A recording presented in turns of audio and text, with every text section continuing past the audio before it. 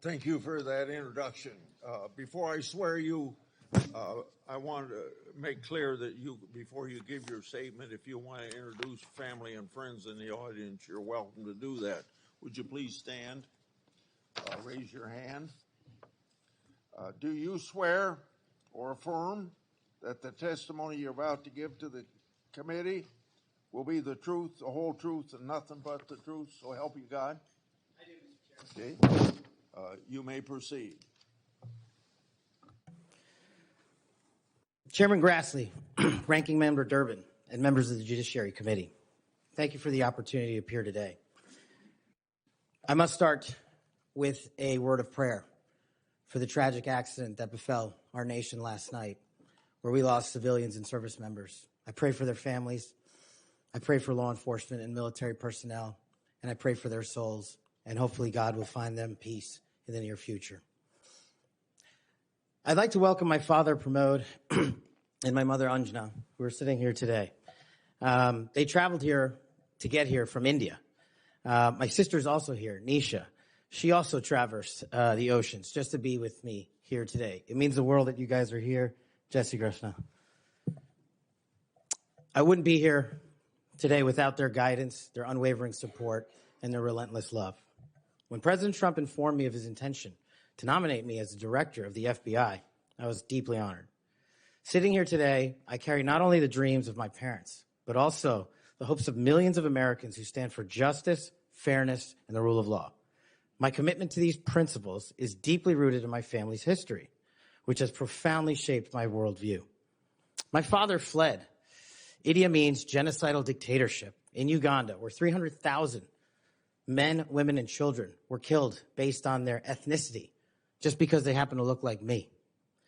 My mother is originally from Tanzania. She studied in India, as did my dad, and they were married there. They would later emigrate to New York, as the senator pointed out, where I was born, and we were raised in a household of my father's 7 siblings, their spouses, and at least half a dozen children. That's the only way we knew how to do things at the time, in the 70s and 80s, the Indian way. But we would soon learn the American way. These values have shaped and been the driving force of my career in 16 years of government service. Protecting the rights of the Constitution is of the utmost importance to me and has been every single time I've taken that oath of office. The recent terrorist attacks in New Orleans tragically claimed the lives of 14 innocent Americans and serve as a stark reminder that our national security is at threat, both internally and externally. The FBI, the Federal Bureau of Investigation, and the Department of Justice, where I served, play a pivotal role in securing our freedoms and our safeties for American citizens. If confirmed as the next FBI director, I will remain focused on the FBI's core mission. That is to investigate fully wherever there is a constitutional factual basis to do so, and to never make a prosecutorial decision that is solely the providence of the Department of Justice and the Attorney General. For the first 8 years after law school, I served as a public defender, first for Miami-Dade County and later for the Southern District of Florida. During that time, I represented some pretty awful human beings charged with some pretty heinous crimes. But what I learned there was the core value that has been enshrined in me since, that due process must be provided without bias to all Americans. And if we cannot provide due process to the worst, then there can be no due process for anyone, and our constitutional republic fails. But I battled on that hill for that due process. I would later serve in the Obama Justice Department as a terrorism prosecutor in the National Security Division, where we successfully contributed to the prosecutions of terrorist organizations like Al-Qaeda, Al-Shabaab, and others.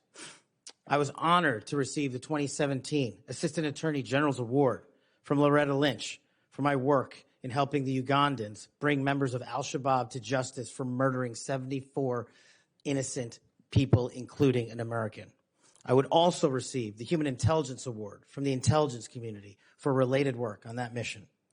My experiences at the National Security Division and would later be followed by my experiences on the National Security Council as Senior Director for Counterterrorism, and later as the Deputy Director of National Intelligence responsible for the production, creation, and promulgation of the Presidential Daily Briefing, our nation's most sensitive classified information and secrets to protect our country.